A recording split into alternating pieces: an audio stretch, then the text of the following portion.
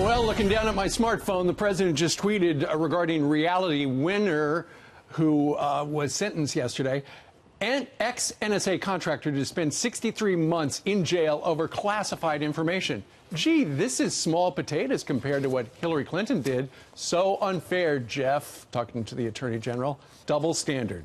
Well, Hillary Clinton advisor Mark Penn joins us right now. He's written an op-ed, and he's might as well react to what we're seeing right here. Mr. Penn, you say that there's a double standard that has been applied to Hillary Clinton and to the president.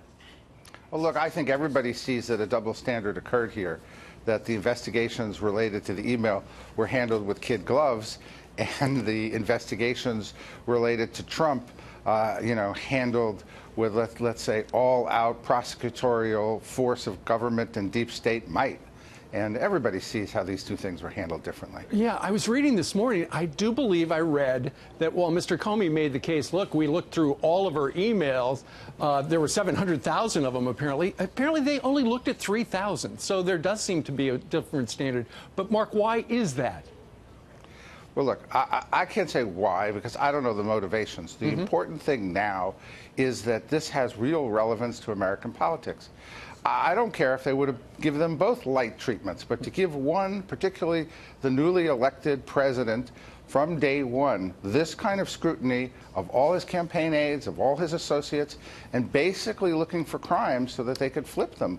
Look what happened here with Cohen. They found several $1 million of tax problems with Cohen, and they got him to plead to crimes that I don't even think were crimes when it comes to election law. Right. And the news this morning, the tabloids here in New York and elsewhere, it's all about how it sounds like the guy who runs the National Enquirer is getting an immunity deal so that he can kind of connect some dots about were there any capture and kill situations that could have been campaign violations. Well, and you see, he's the person actually making the contribution or expenditure, and so they're not really interested in that. They're only interested in tying things to Trump on matters that we already decided. Look, I went through impeachment with President Clinton. These issues about what happened with women, if they're consensual and legal activities, can't be turned into crimes, and the American people won't stand for that.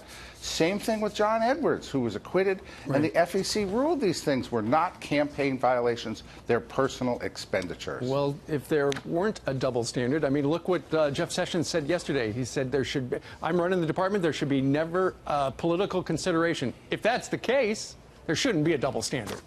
Well, look here.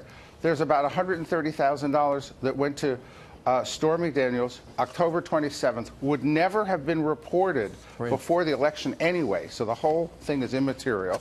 And you have millions of dollars spent by the Democratic law firm incorrectly reported as legal research when, in fact, it went to ultimate beneficiaries of GPS fusion and a foreign spy. That was covered up, and yet they do nothing about that. Now, look, either say both of these are civil matters, or both of these got to get the same investigation. Let's see what happens. Mark Penn, always a pleasure. Have a good weekend, sir. Thank you.